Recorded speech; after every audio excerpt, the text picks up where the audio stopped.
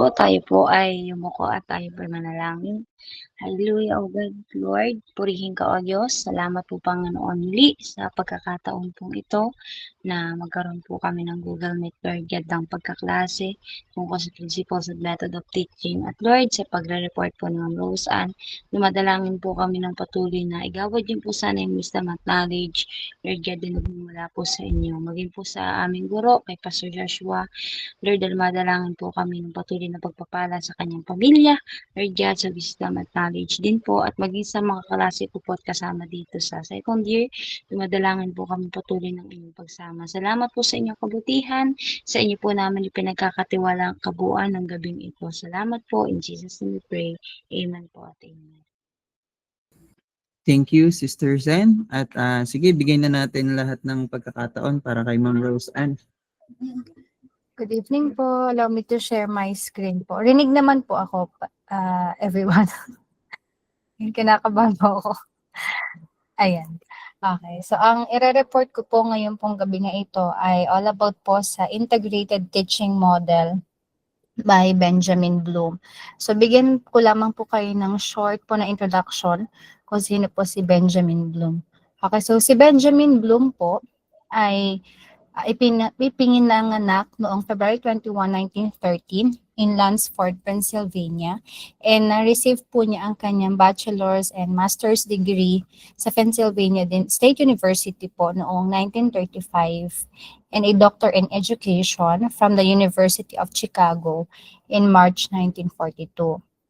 So siya po ay nag-serve as educational advisor sa governments po ng Israel and India, and siya po ay namatay noong September 13, 1999 sa edad po na 86. So fun fact po about Benjamin Bloom is that siya po ay isang frustrated reader. So siya po ay talagang bookworm, and halos siya po ay araw-araw na nasa library po during ng kanya pong pag-aaral. And aside from that, siya din po ay isang American educational psychologist na nagkaroon po ng great contributions po dun sa classification ng educational objectives na matatalakay po natin mamaya, and sa theory of mastery learning. So siya din po ang nag-develop ng taxonomy of educational objectives, and ang intention po noon is to motivate po yung educators to focus po sa 3 domains sa pag-create ng holistic form of education. Okay, so introduction to Bloom's model. Okay, so dito po sa, so sa introduction to Bloom's model, so ito po ay nag-emphasize po yung pong model po na ginawa po ni Benjamin Bloom doon po sa interconnectedness ng knowledge and ng skills, and even po yung values in educational practices. So kaya po siya tinawag po na holistic approach, dahil naniniwala po si Benjamin Bloom na kailangan i-consider po yung whole person rather than dun sa isang part lang po ng learning niya. For example, mas magaling po siya sa music, for example. Hindi lang po yun yung kino-consider ni Benjamin Bloom, kundi yung totality po, different na meron po yung isang tao. So, syempre po, bukod po dun is, naglulok po din siya sa interconnectedness. Kaya po, mas focus po siya sa pag-foster ng holistic approach in terms po sa learning. And of course po, dun sa interconnectedness po na yon is kasama po dun sa 3 domains po niya, which is po yung pinaka-study po niya.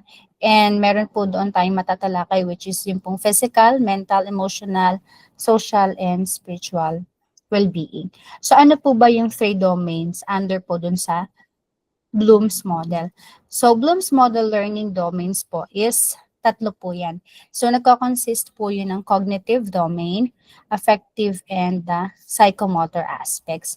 So first po muna is the cognitive domain. So the cognitive domain involves mental skills, including po dito yung knowledge, acquisition, comprehension, application, analysis, synthesis, and evaluation. So basically po, sa cognitive domain po, yung pong skills in the cognitive domain is nagre-revolve po around dun sa knowledge po ng person. So, kung paano po siya nagko-comprehend. So, all about po ito sa think through sa particular po na topic. So, ito po mga elements po nito is very vital para po magkaroon po ng effectivity yung pong learning, which is very crucial po, especially po dun sa pag-iisip ng bata. Siyempre, kapag po sa cognitive, paano po yung bata is nakakapag-acquire ng knowledge, paano po siya natututo.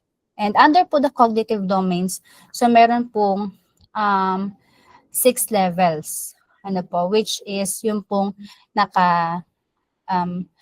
magkakasunod-sunod po yung first order ng processes hanggang sa highest po na processes. So number 1 po, dito sa cognitive domain, in the 6 levels po, under it is, number 1 is the knowledge. So basically, dito po sa knowledge, kung paano po ine-exhibit ng bata yung pong mga memory niya from the previous learned materials. Ano po yung na-acquire po ni bata sa pagre-recall ng mga different facts, different terminologies, even po yung mga concepts and answers to questions. So may iba't iba po tayo na knowledge. So meron po tayo dyan number 1, knowledge of specifics. Yun po yung mga terminologies na tinuturo po natin or mga specific facts. The knowledge of ways and means of dealing with specifics. Ano naman po yung mga interventions po natin. Ano po yung mga different classifications, categories. Di ba po, kapag magkakategorize po tayo, may iba't iba po tayo na may encounter na criteria. Kung for example, ganito po yung category na ganito, at iba naman po yung categories na ganito. So under po yung sa knowledge of ways and means kung paano po natin madidil yung mga specifics po na yun. And then third naman po sa knowledge is about the universals and abstractions in a field. So dito naman po more of sa mga principles and generalizations. And dito rin po papasok yung mga different theories na ituturo po and structure. So yun po yung number 1 sa cognitive domain. Number 2 naman po is the comprehension. Comprehension basically is how we comprehend or understand po yung mga different facts and ideas. So part of it po sa comprehension is how we organize, how we compare, and how we translate po yung mga itinuturo po sa atin. Kung paano po naintindihan ng bata yung tinuturo na po natin. And syempre po magkakaroon po doon ng translation, different interpretation, and extrapolation. So ibig sabihin po, nagkakaroon po ng additional na information ang bata under po dito sa comprehension. Kung paano niya po na-organize yung tinuro kanina sa knowledge. And second naman po is paano niya po parang na-digest yung tinuro po natin and paano po niya na-comprehend yung po mga main ideas. So third po under the cognitive domain is the application. So basically po, kapag sa application naman po, kung paano po nakakapag-solve ng new situations and paano po siya ina-apply. Yung mga na-acquire po natin na knowledge, paano po natin na-comprehend yon and paano po natin siya i-apply sa totoo pong buhay. So yun po yung sa application, using of our new knowledge and how we solve yung pong problems to new situations. Number 4 po is the analysis.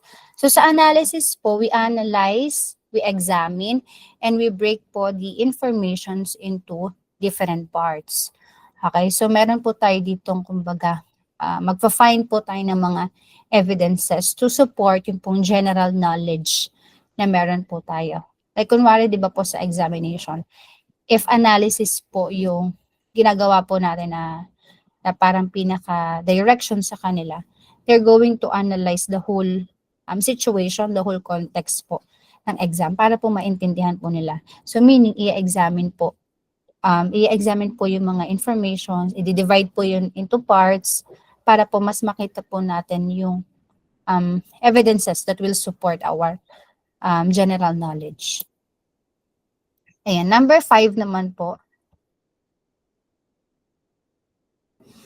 Okay, number 5 naman po is the synthesis. So dito naman po sa synthesis is how we compile the information together in a different way by combining the elements in a new pattern of proposing alternative solution. So paano po natin sinesynthesize?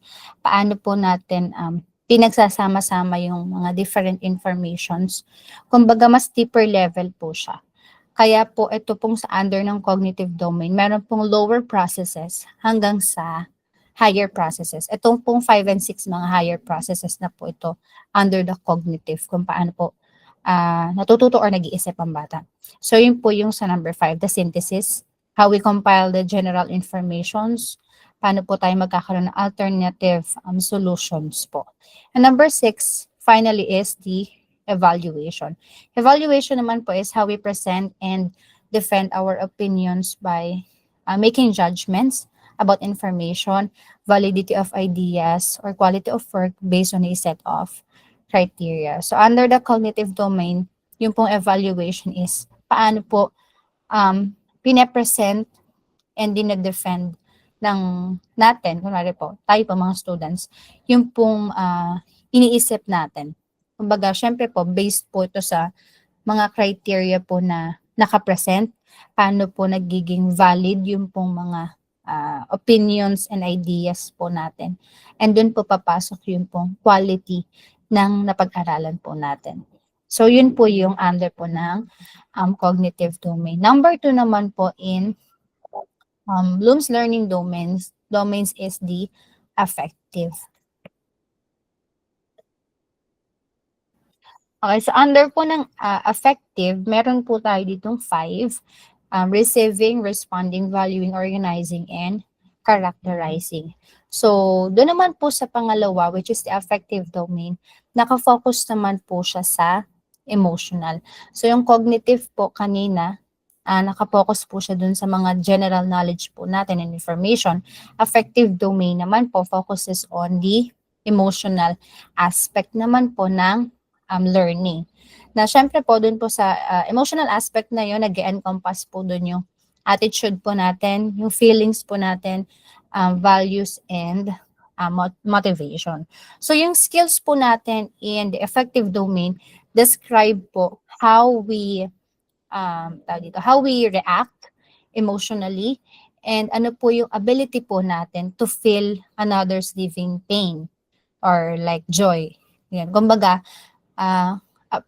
pagkakaroon po natin ng affection, parang ganun po. Pag-intindi po natin sa emosyon ng isang tao, doon naman po papasok si affective domain. So, ano po yung ang objectives po nito is typically to target yung pong awareness ng growth natin, ng attitude po natin, emotion, and yung feelings. So, same as po dun sa cognitive, meron din po itong levels. So, syempre po, number 1 po dyan is the receiving. So, kung mapapansin po natin dito, sa different domains, meron po silang mga different levels pa rin po. So, number 1 po in the affective domain, which is the lower ordeals po, is the receiving. So, ito po yung lowest level where yung pong mga students is passively pays attention. So, sometimes dito po sa receiving under affective domain, wala po masyadong learning. Bakit po wala siya masyadong learning? Dahil nagre-receive lang po tayo na nagre-receive ng learning po. Yan, or nagre-receive lang po tayo ng ng emotions or different aspects po or attitudes, feelings, values ng ibang tao. So, hindi po siya shared yung knowledge. The number 2 naman po is the responding. Ito po yung pangalawa sa mataas. So, dito naman po, syempre kung sa kanina po receiving, taga-receive lang po tayo. So, responding naman po, the students actively participates na po dun sa learning process. So, meron na pong pagkatuto. Okay, nag-a-attend na po si student dun po sa stimulus, nagre-respond na po si students at some way, konti-konti lang po. Yan po yung sa number 2, which is the responding. Number 3 naman po is the valuing. So, third po ito sa mataas. So, dito naman po, the student attaches a value na to an object, phenomenon or a piece of information. So, natututo na po yung si student dito po sa time na to na, kumbaga, i-value yung information, mas makinig po para magkaroon po ng two-way process ng learning. Diba po, kapag nakikinig tayo, nagre-receive tayo, nagre-respond po tayo. And that is the time po na makikita po natin yung totality ng mga sinasabi po sa atin. And the next po is the organizing. Dito naman po sa organizing, just like kung ano po yung ginagawa natin sa pag-organize ng mga bagay-bagay, ganun din po sa process ng learning. So the student can put together po yung different informations or values, informations, and ideas na maa-accommodate po niya sa mind po niya. And syempre po, part of it sa organizing is magkakaroon po ng comparison, relation, and ma-elaborate po ni bata kung ano po yung natutunan niya. And lastly, under the affective domain is the characterizing. So sa under po ng characterizing, the student has held a particular value or belief that now exerts influence on his or her behavior. So meron na pong characterization. Meron na po siyang adaptation. So kung ano po yung na-receive po niya, kung ano po yung mga nalaman po niya, nagkakaroon na po siya ng change in behavior, influence po sa pag-iisip po, and sa values po and motivation, of course, ng bata. So bakit po ba important din po itong affective domain? So this is important po because nagkakaroon po ng influence, yung pong engagement sa students, dun po sa overall na educational experience po nila. Okay. So yan. Kapag po walang emotion ng bata, wala pong, hindi po present ang affective, more on like sa ano lang, cognitive. Syempre po, hindi po nila mas mauunawaan. Kumbaga, mawawalan po tayo ng compassion, mawawalan po tayo ng empathy, ng emotions. Yan. Kaya po, binigyan din po ng halaga ni Bloom, ito pong under ng affective. Kumbaga, hindi lang po siya, kagaya po na sabi ko kanina, holistic po yung approach ni Bloom sa kanya pong learning. Kaya po, hindi po lang po siya tumitingin sa cognitive kung gaano kakatalino. Kumbaga, kaya po meron din tayong tinatawag ngayon po na emotional quotients. And hindi lang po tayo pa na intelligent quotient. Meron na po tayong emotional EQ. Ayan, so dito rin po pasok yun sa affective. Ayan, nakakasunod po ba kayo? Pala-like zone po. Ayan, next naman po ay, ayan, the psychomotor domain. So, dito naman po sa psychomotor domain, sa pangatlo po ito sa binigyan ng emphasis ni Bloom. Ito naman pong psychomotor domain is nag-emphasize po sa physical skills. Siyempre po, under na physical skills, meron po tayong body coordination na nag-i-integrate po yung mga motor activities and hands-on tasks ng mga bata. So, skills po dito sa psychomotor domain, describe po yung ability natin to physically manipulate a tool or instrument. Like for example, kapag po yung bata, hindi po siya totally intelligent, for example lang po, na hindi po siya totally nag-excel academically, pero siya po ay nag-excel pagdating po sa mga physical education. Ganyan. Marunong po siya mag-manipulate ng mga different tools. He or she knows how to play the instrument. Baka po mas mataas po yung psychomotor domain niya sa kanya pong sarili. Yan. So, this domain is very vital din po. Mahalaga din po siya because it enhances po yung student participation in the class, especially po dun sa mga various subjects which involves yung po mga psychomotor skills. Yan po yung mga body coordination, mga hands-on tasks. Yan po yung mga under ng psychomotor. So usually, nagpo-focus po ito sa development din po ng bata sa kanya pong behavior and skills. Okay. So, dito naman po, meron pong nabanggit dun sa nabasa ko po na PDF file under po ni Bloom, na nakasama niya po si Harrow.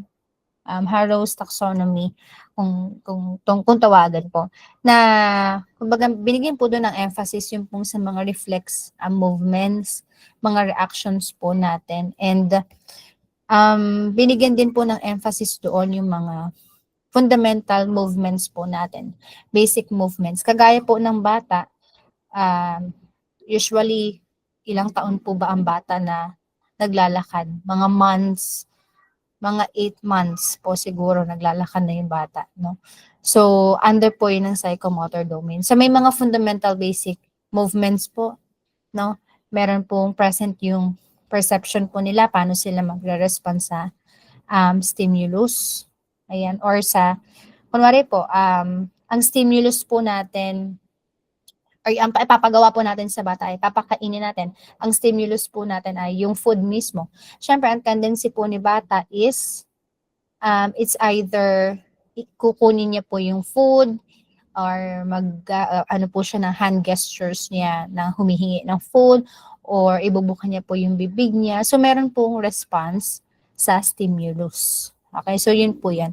So, whether ang stimulus po natin ay visual, auditory, or kinesthetic, etc., etc. Ayan. So, and meron din po syempre dito yung mga skilled movements po natin, nagiging advanced din po, no? Yung pong mga movements po natin. Particularly, for example, kung tayo po ay magaling sa mga sports, mga acting, ayan. So, may mga responses po tayo sa mga different na mechanisms. So, under din po nitong psychomotor domain is yung pong skills po natin, how to parang manipulate the tools. Ayan, nakikita niyo po ba? Ayan, so first po dyan is yung pong pagsaset po natin. Sige, zoom in ko lang po para medyo makita. Ayan. So meron din po dito na 6 po under ng psychomotor domain. Number 1 is yung pong pagsaset. How ready po ba ang isang tao to act physically, mentally, and spiritually?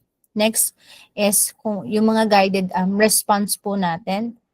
And syempre po, ito po yung beginner level through yung trial and error po ng pagpapracticing po natin. So meron po tayong guided response na binibigay po sa kanila. Next is the mechanism. Ito naman po yung intermediate level. Yung sa guided response, pang beginner pa lang po yan. Mechanism naman po is sa intermediate. So dito po nade-develop yung proficiency po nila. And yung mga actions po is nagiging habitual. Nagiging paulit-ulit na po. Yan. Parang sa mga mechanisms po natin. And then sa complex overt response, ito naman po ay pang expert level. Kumbaga kung mapapansin po natin in every domain, kagaya sabi ko po kanina, pataas po siya ng pataas and pahirap po ng pahirap. So ito naman po sa complex overt, high proficiency, nakakapag-perform na po ang bata ng mas maayos with accuracy. Siyempre po in adaptation, strongly developed na po, modified na po yung kilos ng bata. And sa origination, kaya na po mag-produce ng bata ng kanya pong original approach sa different situations. Kung ano po yung na-acquire po niya na knowledge and paano po niya ito inibigyan ng action sa kanya pong ginagawa. Ayan. So, diving into domains.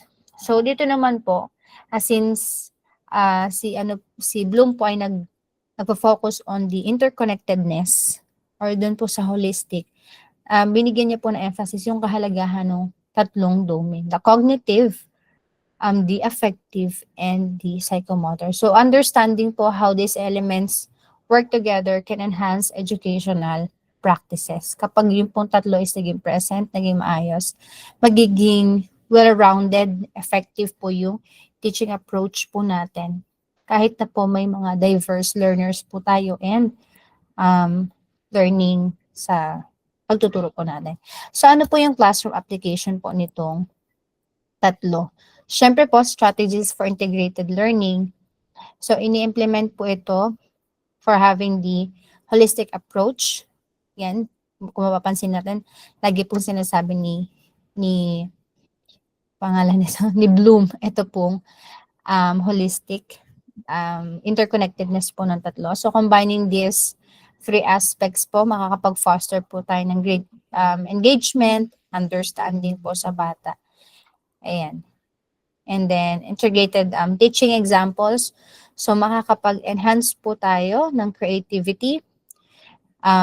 Magkakaroon po ng collaboration ng mga bata. Kapag po sa experimentation, under po ito sa physical po nila, no? So, magkakaroon po ng mga hands-on activities, pwede po ito ipagawa sa kanila para magkaroon po sila ng mga actions. Then, presentation, meron na po dito pag-apply, application po ng kanila pong mga acquired knowledge. So, assessment methods and benefits. So, napakahalaga po ng mga assessment po natin sa mga bata dahil very crucial po ito, no, sa pag-evaluate po ng progress ng ating po mga bata, especially once we integrate those three, the cognitive, affective, and the last one na nabanggit ko po kanina. Kaya po siya tinawag na integrated. We integrate those three and not merely focusing on one aspect. So, yan. So, syempre po kapag nabigyan po natin ng emphasis ito, makakapag-boost po tayo ng engagement sa mga bata. Mas magiging higher po ang kanilang comprehension and mas magiging higher din po ang development po nila sa learning. So, syempre po, dahil kilala naman na po natin si Bloom, meron po siyang famous po na kilala ng lahat, which is the Bloom's Taxonomy. So, ito pong taxonomy po na ito is yung po parang pinaka-objective po nito is to recognize yung pong learning theories in education. So kung kanina po, nakita po natin yung 3 domains na napakarami pong naka-under sa Bloom's Taxonomy po, it is compressed. Kumbaga naka-compressed na po siya. Usually, yun na po yung ginagamit nowadays. So yun po kasi mga previous na discussion po natin ay in-depth. Ito naman po sa Bloom's Taxonomy is compressed way, paano po natin mas maintindihan ng bata. Yan. So, ito po yung original taxonomy noong 1956. Ayan, so makikita po natin knowledge, comprehension, application, analysis, synthesis, and evaluation. So sa revised taxonomy po in 2001, mas gumamit na po sila ng mga verbs po dito. So measurable verbs. Sa next slide makikita po natin. So ito po yung mga remember, understand, apply, analyze, evaluate, and create. So, mapapansin po natin, meron na po ditong pag-i-integrate po ng knowledge ng bata. Paano po sila makakapag-create ng kanila pong natutunan ng bago po. Parang ganun. So, ito po yung usually na ginawa ni Bloom. Kung noon po kasi noun ang mga ginagamit po niya sa pag-ano po ng mga learning objectives po. Ngayon naman po sa Bloom's Taxonomy is the measurable verbs. So, syempre po, ito. Like for example po, kapag sa synthesis, syempre ito po yung usual verbs na ginagamit po natin. Design, combine, ayan. And then sa mga analysis naman po, the compare, analyze. So, yan, if we are familiar with the verbs po. So, understanding po itong verbs po natin verbs. Understanding po itong revised Bloom's Taxonomy in 2001, meron po siyang 6 na binigyan ng emphasis. Same po sa mga previous domains, madali hanggang sa pahirap po ng pahirap. Ganun pa rin po. So for example, number 1 po in revised taxonomy is the remembering. Siyempre sa remembering po ay we are recalling the facts and yung mga concepts. Like for example, sa mga Bible story po sa bata, usually po kapag remembering, they're going to answer po yung mga WH question. So, who are the characters of the story? Saan po naganap yung story? Paano? Yan, mga main events.